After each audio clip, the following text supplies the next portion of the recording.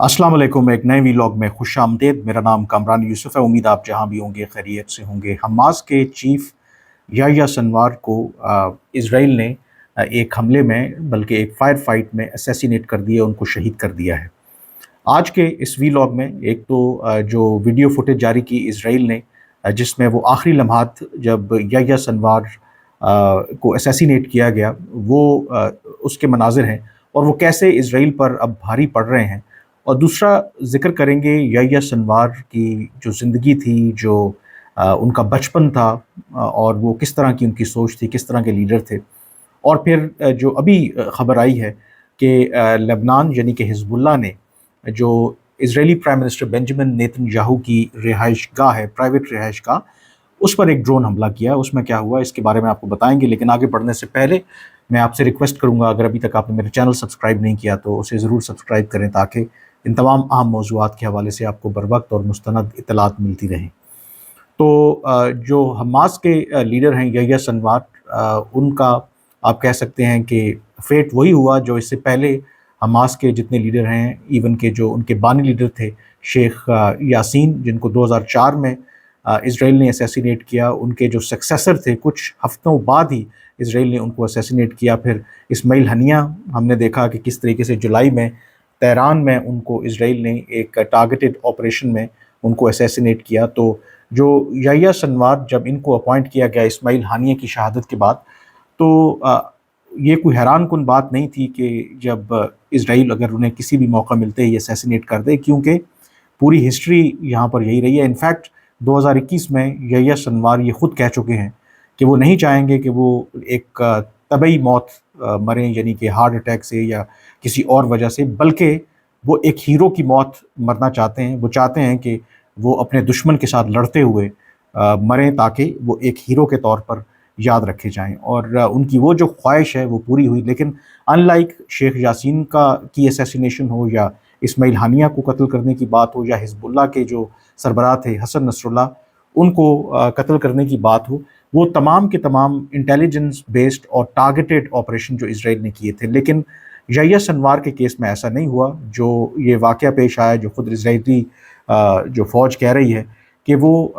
जनूबी गज़ा में जो एक रूटीन का जो ऑपरेशन उनकी इसराइली आर्मी फ़ोर्स वो कर रही थी, जब एक घर में उन्होंने 2-3 जो फाइटर्स थे उनको लोकेट किया, तो उनको इंगेज किया। तो अब मैं आपके सामने वो फुटेज भी रख रहा हूँ, जो आखिरी लम्हात जो इजरायली मिलिट्री ने जारी किए हैं, जो अब उनको क्यों भारी पड़ रहे हैं वो आगे चल के मैं बताऊँगा। तो इस फुटेज में आप देख सकते हैं क्लियरली, ये इजरायली ड्रोन है एक छोटा, जिसके ज़रिए ये फ़िल्म बनाई गई है कि और ये जो ड्रोन गज़ा में मिस्र की सरहद से करीब रफ़ा के इलाके में एक तबाह हाल इमारत के सामने चक्कर लगा रहा है। जब उसे तबाह हाल इमारत की ऊपरी मंजिल में सोफे पर एक नकाब पोश अस्करियत पसंद जंगी लिबास में पहने आपको नज़र आ रहा है। ड्रोन खिड़की से इमारत के अंदर दाखिल होता है। करीब जाने पर देखा जा सकता है कि सोफे पर बैठा शख्स बज़ाहिर ज़ख्मी और मगर उस हालत में है कि वो हरकत करता है और ड्रोन पर छड़ी जैसी चीज़ मारता है, जिससे ड्रोन को लड़खड़ाते देखा जा सकता है। इजरायली फ़ौज का कहना है कि उन्होंने रफ़ा में फ़रार की कोशिश करने वालों पर फायरिंग की और टैंक से गोलाबारी की, जिसके नतीजे में सोफे पर बैठा अस्करियत पसंद उनके मुताबिक मारा गया। अब ये जो फुटेज थी ये याह्या सिनवार की थी, जिसमें आप देख सकते हैं कि मिलिट्री यूनिफॉर्म में भी हैं वो, और उनके हाथ में एक छड़ी है। इवन अपने आखिरी दम तक वो लड़ते दिखाई दे रहे हैं, और उन्होंने उस ड्रोन के ऊपर छड़ी मारने की कोशिश की। और उसके बाद फिर जो इजरायली फोर्सेस हैं उन्होंने उस घर को एक टैंक से उड़ा दिया, और जो डीएनए टेस्ट किए गए तो उसमें इस बात की तस्दीक हुई कि वो कोई और नहीं बल्कि याह्या सिनवार थे, और उनके जो डीएनए से ये साबित हुआ। और फिर उसके बाद हमास ने भी इसकी तस्दीक की। अब जो इजराइल ने तो ये फुटेज जारी की थी कि वो दिखाना चाहते थे कि कैसे उन्होंने अपने एनिमी को एलिमिनेट किया, क्योंकि डोंट फॉरगेट कि जो 7 अक्टूबर हमास ने एक गैर मामूली हमला किया था इजराइल के ऊपर, उसके बारे में कहा जाता है कि उसके जो असल मास्टरमाइंड हैं वो याह्या सिनवार हैं, और वो उनकी हिट लिस्ट में थे इजराइल की, और इसलिए उन्होंने उस फिल्म को जारी किया। लेकिन उस फिल्म का असर क्या हुआ है कि पूरे फ़लस्तीन के अंदर, या जो भी फ़लस्तीन की कॉज के साथ लोग जुड़े हुए हैं, उसको एज अ मोटिवेशन के तौर पर ले रहे हैं। और वो ये कह रहे हैं कि याह्या सिनवार जो हैं अपनी ज़िंदगी में भी वो एक कॉज के लिए लड़ते रहे, और جس طریقے سے انہوں نے جام شہادت نوش کیا وہ کلیئر ریفلیکٹ کرتا ہے کہ وہ اپنی کاز سے آخری دم تک جڑے ہوئے تھے۔ اور اس میں جو ایک اور بات،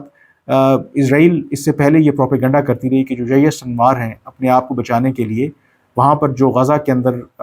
ٹنلز بنی ہوئی ہیں وہاں پر چھپے ہوئے ہیں، بلکہ جو ہاسٹیجز ہیں اسرائیل کے جو اس وقت قبضے میں ہیں غزہ کے، حماس کے، وہ ان کے ساتھ چھپے ہوئے ہیں، ان کو بطور ہیومن شیلڈ استعمال کر رہے ہیں تاکہ اسرائیل ان کے اوپر حملہ نہ کر سکے۔ لیکن اس کے برعکس یہ فوٹیج دیکھی جا سکتی ہے کہ وہ ایک عام بلڈنگ رفح غزہ کے اندر موجود تھے، اور جو دعوے کر رہی تھی اسرائیل کی حکومت کہ وہ ہاسٹیجز کو ایز اے شیلڈ کے طور پر استعمال کرنا چاہتے ہیں، اس کی بھی اس سے نفی ہوتی ہے۔ تو آج جب فلسطین کے اندر وہاں پر لوگ مون کر رہے ہیں، دکھ کا اظہار کر رہے ہیں، لیکن ایٹ دا سیم ٹائم وہ موٹیویشن بھی لے رہے ہیں، اور وہ یہ کہہ رہے ہیں کہ یحییٰ سنوار کی شہادت سے جو کاز ہے فلسطین کی وہ ختم نہیں ہوگی، بلکہ اس کو ایک نئی تقویت ملے گی۔ اور یہ جو اسرائیل کا اقدام تھا، کہا یہ جاتا ہے کہ اب ایک نئی جنریشن جو ہے فلسطین کے اندر، جنہوں نے یہ بربریت، یہ جینوسائیڈ اسرائیل کا دیکھا ہے، جو یحییٰ سنوار کے آخری جو لمحات ہیں ان کو ایک نئی موٹیویشن ملے گی کہ وہ اسرائیل کے خلاف جو پہلے سے زیادہ جو مزاحمت کریں۔ اب جو ذکر کرتے ہیں تھوڑا سا یحییٰ سنوار یہ کون تھے، تھوڑا سا ان کی بایوگرافی کے بارے میں ہسٹری جاننے کی بہت ضروری ہے، کیونکہ کوئی بھی شخص جو ہوتا ہے وہ کہتے ہیں کہ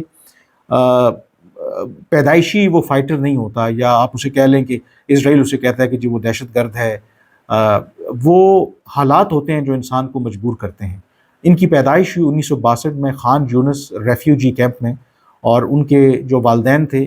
وہ آج جو اسرائیل کا علاقہ ہے، جو ملک ہے ایشکلون، وہاں کے وہ رہنے والے تھے، لیکن جب ایک ناجائز ریاست اسرائیل کی بنائی گئی بیلفور ڈیکلریشن کے تحت،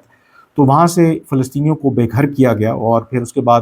وہ ریفیوجی میں وہاں پر پیدا ہوئے۔ اب ان کی جو کہانی ہے، کہا یہ جاتا ہے کہ اپنے دوستوں کو یہ بتاتے تھے کہ وہ اس قدر غریب تھے کہ ان کی جو ماں ہیں، جو UN کی طرف سے ان کو امداد ملتی تھی جن بوریوں میں،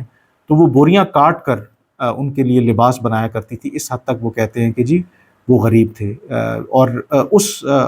سچویشن میں انہوں نے اپنی جو بچپن دیکھا، اور اسی طرح سے وہ بڑے ہوئے، اور پھر 20 سال کی عمر میں ہی وہ حماس کے ساتھ شامل ہو گئے، اور 1988 میں ان کو اسرائیل نے گرفتار کر لیا۔ ان کو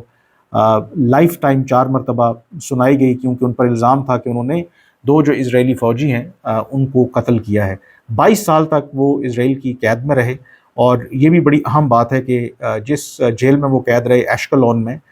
وہ وہی علاقہ تھا جو ان کے والدین کا تھا، اور ان کے ساتھ جو ان کے قیدی تھے وہ یہ بتاتے تھے کہ جب عام طور پر صحن میں واک کرنے یا پھر وہ ٹیبل ٹینس کھیلا کرتے تھے ایشکلون کی اس جیل میں، تو وہ جوتے نہیں پہنا کرتے تھے، کیونکہ وہ یہ کہتے تھے کہ یہ ان کی سرزمین ہے، یہ فلسطین ہے، اور وہ چاہتے ہیں کہ ان کے پاؤں جو ہیں فلسطین کی مٹی کو چھوئیں۔ اور وہ کہتے تھے کہ وہ جیل نہیں ہے بلکہ وہ آزاد ہیں، کیونکہ یہ جو ایشکلون ہے یہ ان کے والدین کا اور یہ ان کا علاقہ ہے، تو اتنی ان کی اس سے جذباتی وابستگی تھی۔ اس دوران انہوں نے جو 22 سال جیل کاٹی، تو جو جیوز کی جو زبان ہے ہیبرو، وہ بھی انہوں نے سیکھی، اور بعد میں کئی جو اسرائیلی صحافیوں کو انہوں نے انٹرویو دیے رہا ہونے کے بعد، تو اس میں وہ ہیبرو میں بھی بات کر رہے ہیں۔ لیکن 2011 میں جب ایک پریزنر ایکسچینج ہوا بہت بڑا، ایک اسرائیلی فوجی کے بدلے کوئی 1100 کے قریب جو فلسطینی قید تھے اسرائیلی جیلز میں، ان کو رہا کیا گیا، تو اس میں یحییٰ سنوار جو ہیں وہ بھی شامل تھے۔ اور اس کے بعد پھر ان کی جو رائز ہے، آپ کو پتہ ہے کہ کہا یہ جاتا ہے کہ بہت تیزی سے وہ اوپر آئے حماس کے اندر۔ ان کو ایک ہارڈ لائن لیڈر تصور کیا جاتا تھا۔ ان کا یہ ویو تھا کہ جو فلسطین کی آزادی ہے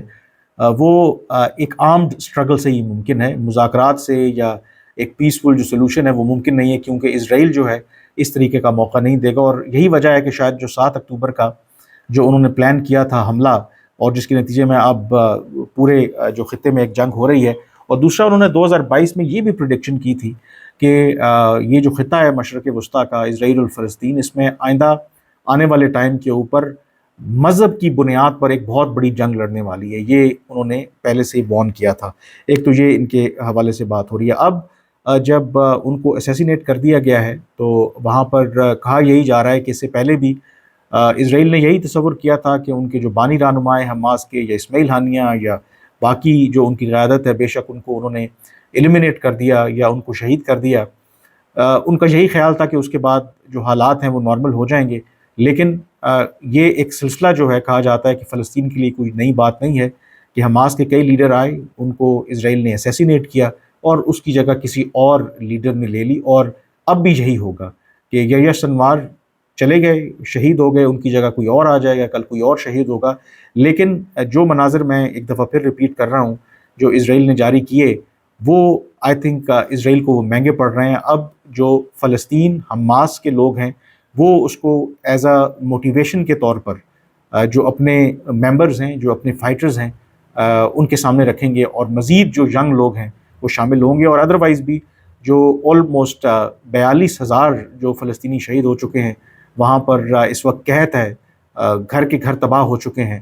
تو ایسی صورتحال میں جیسے میں کہہ رہا تھا کہ کوئی پیدائشی جو ہے وہ فائٹر نہیں ہوتا، کوئی دہشت گرد نہیں ہوتا یا عسکریت پسند نہیں ہوتا، حالات اس کو مجبور کرتے ہیں۔ اگر آپ فلسطین اور غزہ میں ہوں تو آپ کے پاس بھی کوئی آپشن نہیں ہوگا سوائے اس کے کہ وہ اس ملک کے خلاف، اس ریاست کے خلاف، اس فوج کے خلاف جو اس طرح کی بربریت کر رہی ہے کہ ان کے خلاف لڑے۔ دوسری یہ خبر ہے کہ ایک طرف تو جو اسرائیل نے یحییٰ سنوار کو اسیسینیٹ کیا، اور ابھی یہ خبر آئی ہے، خود اسرائیلی ملٹری نے اس کی تصدیق کی ہے کہ Israeli prime minister Benjamin Netanyahu کی رہائش گاہ ہے تل ابیب کے باہر، ان کی پرائیویٹ ریزیڈنس ہے، اس پر ڈرون حملہ ہوا اور لبنان حزب اللہ کی طرف سے کیا گیا ہے۔ دو کہ اسرائیلی فوج نے کہا کہ جب یہ حملہ کیا گیا، ان کی رہائش گاہ کو نشانہ بنایا گیا،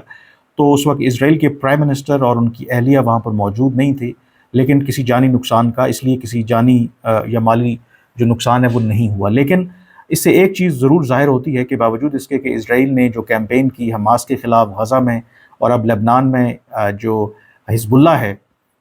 تو کہ اسرائیل کی جو ملٹری پاور ہے اس کو سپورٹ جو تمام جو مغربی طاقتیں ان کی ہے، حماس اور حزب اللہ اس کے مقابلے میں کچھ بھی نہیں ہے، لیکن اتنی کارروائی کے باوجود لبنان حزب اللہ کی طرف سے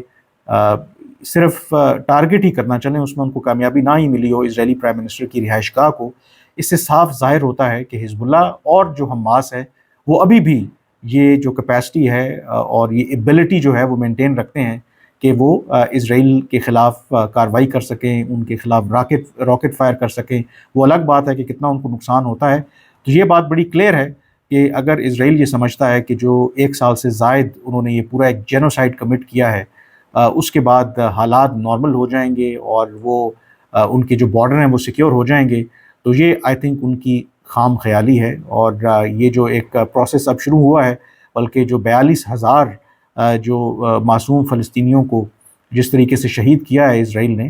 تو اور غزہ کے اندر اس وقت آپ کہہ سکتے ہیں کہ کھنڈر ہے، لوگوں کے پاس کوئی مینز نہیں ہے، کوئی مستقبل نہیں ہے کیسے رہیں، تو ان کے پاس کوئی اور آپشن نہیں ہے سوائے اس کے کہ وہ اسرائیل کے خلاف پہلے سے زیادہ سخت طریقے سے مزاحمت کریں۔ اور